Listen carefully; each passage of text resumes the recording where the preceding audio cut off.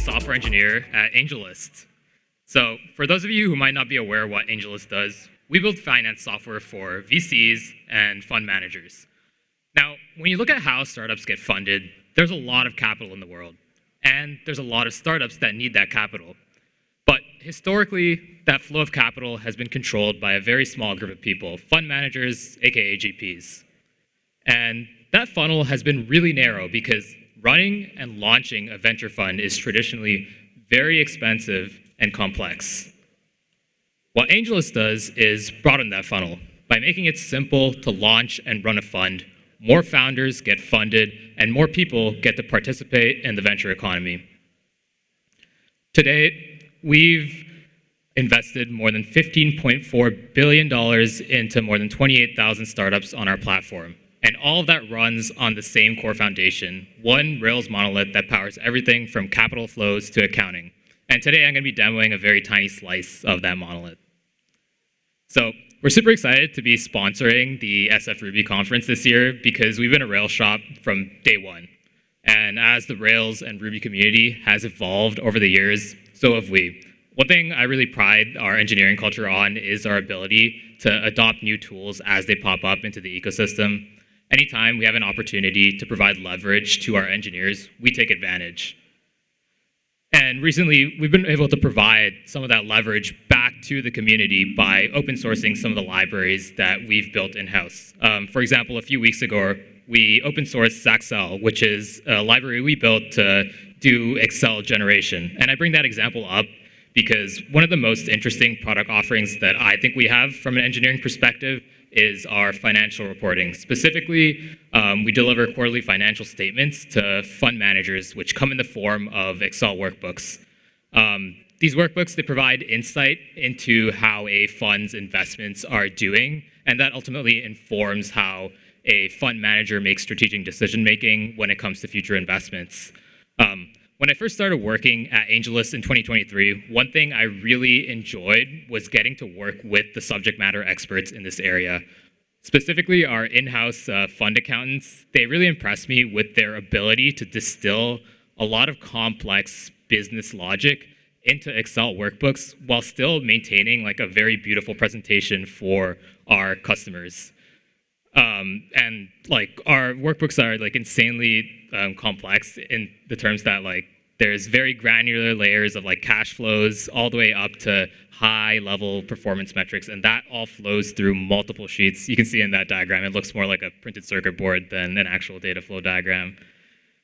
So this amazed me, and really that got our engineering team thinking, what if we could actually use these workbooks that describe the flow of data in the form of Excel formulas within our actual reporting stack? So just to illustrate that, I'm going to be doing like a quick demo of something we do in our financial reporting stack today. All right.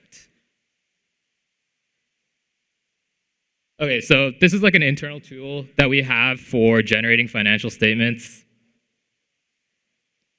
Just going to kick off a financial statement generation here. Not going to wait for this async job to complete. Let me just load up a previous one that I exported. Basically, within our financial statements, we have these things called checks. It's really important in financial reporting to ensure both that your numbers are correct, as well as where you present it is like internally consistent. So you have various like financial statements within this workbook. So you want to make sure that your cash flow statement says the exact same number as your income statement, as your balance sheet. And one way we do that is essentially through these checks that are Excel formulas that clearly define kind of that these numbers match up, as well as doing small tests for any values we might be presenting that might be kind of off. So in this case, we have a specific check that's failed here, which is saying, hey, it looks like the fund has made an investment where they've paid nothing, which doesn't usually make sense. And so historically, we actually had to have an accountant come in, open up these workbooks, and see what the failing and passing checks are.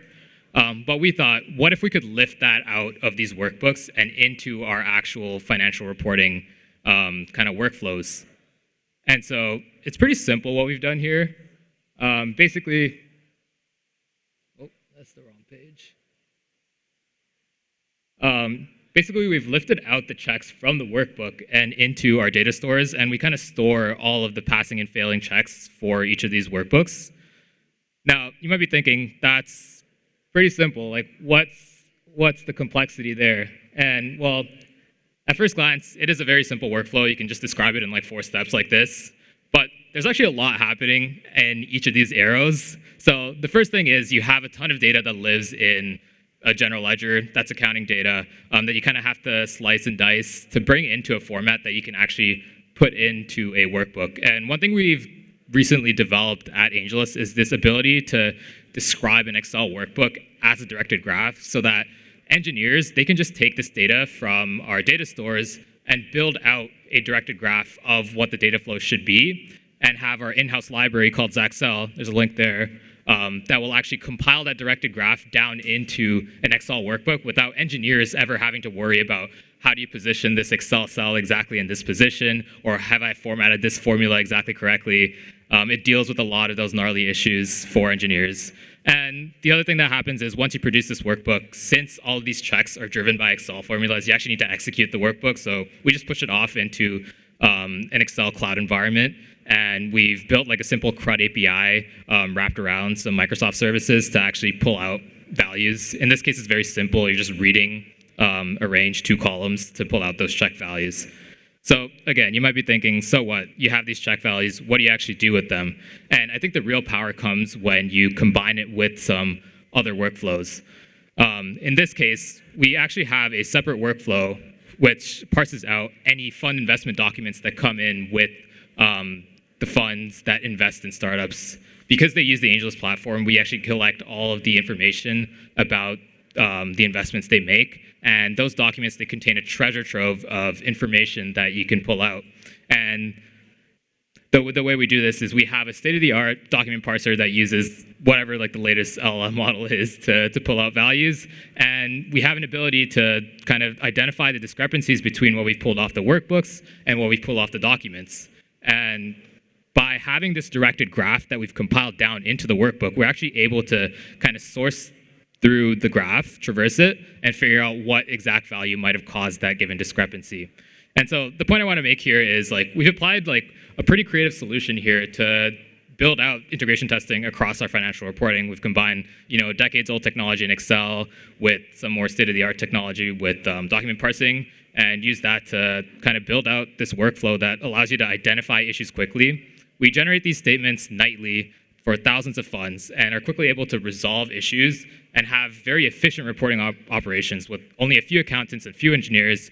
We're able to kind of resolve issues as they happen rather than waiting for the reporting cycle to begin at the end of the quarter. So ultimately, AngelList, I feel like we've built a lot of cool stuff, and I'm hoping in the coming months that we get to share more stories about the amazing things that our small team of 30-ish engineers have built.